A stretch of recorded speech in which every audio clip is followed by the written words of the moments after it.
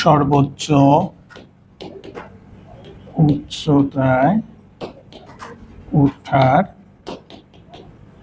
সমান টি প্রাইম।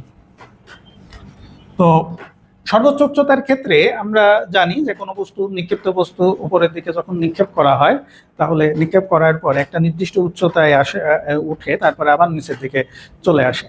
এটা অভিকর্ষ ত্বরণ যেহেতু নিচের দিকে ক্রিয়া করে, সুতরাং এটা সর্বোচ্চ উচ্চতায় ওঠার পরে আবার তোমার হচ্ছে কোন দিকে চলে আসে, নিচের দিকে চলে আসে। তো সর্বোচ্চ উচ্চতায় কিন্তু এর বেগের মান কি হয়, শূন্য থাকে।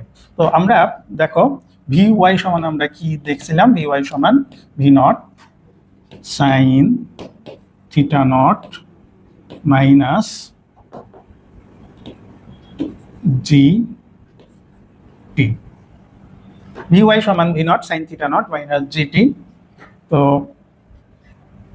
তোমার সর্বোচ্চ উচ্চতায় ভি ওয়াই নটের মান 0, সুতরাং V naught sine theta naught minus G টি প্রাইম। যখন সর্বোচ্চ উচ্চতা হবে তখন ভি ওয়াই এর মান 0।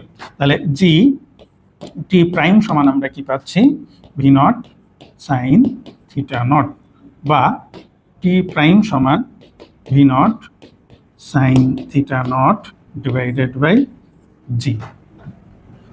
তাহলে এখানে কিন্তু আমরা একটা সমীকরণ পেলাম,